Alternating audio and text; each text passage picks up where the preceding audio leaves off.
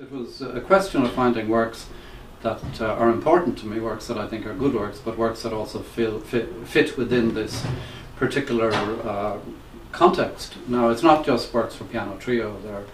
There are piano solo pieces. There are pieces for the entire ensemble. There's a piece for violin and cello. So could also put in violin solo and cello solo, but we didn't have enough time. I was 20 years old when I wrote Embers, which is a kind of a frightening thought, and I wrote it for a group of musicians, an ad hoc string quartet led by the violist Charlie Maguire, late Charlie Maguire. These are people who didn't have much experience in playing contemporary music, so I wasn't going to write some ferociously complex piece for them. So I went to the opposite extreme, and I wrote a very, quotation marks, simple piece, a very shorn, a very rather austere piece in a lot of ways, that does lend itself to, I wouldn't say to a great many different kinds of arrangements. I think it would have to be predominantly stringed instruments, but what I'm trying to say is that the timbre of the instruments is not the main factor in it. I think I still think it's one of my best pieces. It's a piece that I still listen to every single time, and I've had to hear it because I went on a tour of Ireland once with the Duke Quartet who played it, and I had to hear it over and over again, and I never tired of it. And I'm always amazed by it. I'm amazed that I wrote that piece at that extraordinary age, and I've been trying to live up to it ever since. This new version for piano quartet, which has been performed in Paris, it's been performed in several Chinese cities, I haven't heard it yet. So I'm really looking forward to hearing it myself. The first one, the Afterpiece 1 in 1989, I wrote for myself to play. And I can just about play it.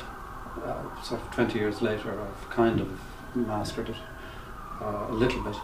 I always started out to write these things that would be fairly easy for me to play, and ended up writing something much more difficult than I had anticipated. In the case of Rahu's Rounds, it was commissioned by Hugh Tinney, who is a better pianist than I could ever dream of being, and so I just let fly. I decided, okay, I was going to write a really technically very difficult piece, but I was also going to write a piece that I thought of as being the opposite of Hugh Tinney.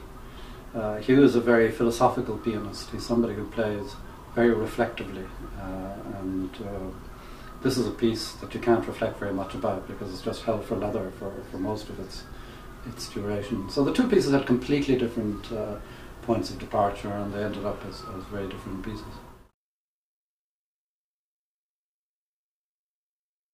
The opera, the text of which is being written by the playwright Gavin Costick, we were kind of writing it in tandem. He didn't write the whole thing in advance, and then I set it to music.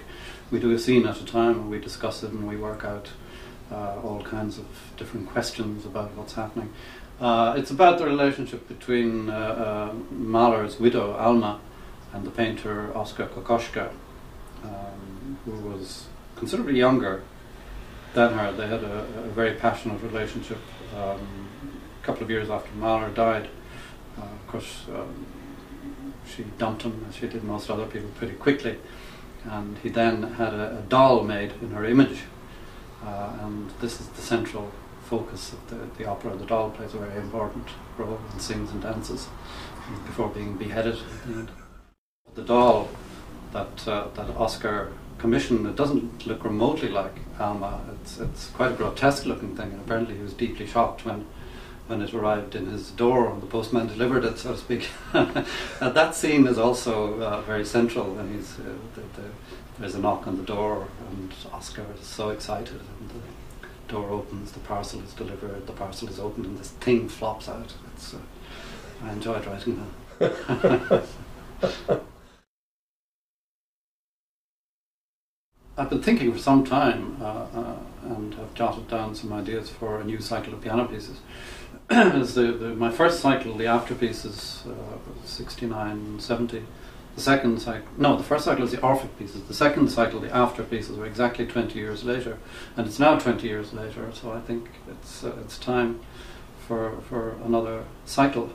So I've got an idea for a cycle of much shorter pieces, maybe 12 kind of prelude length pieces that I would like to work on, but I need a bit of encouragement first.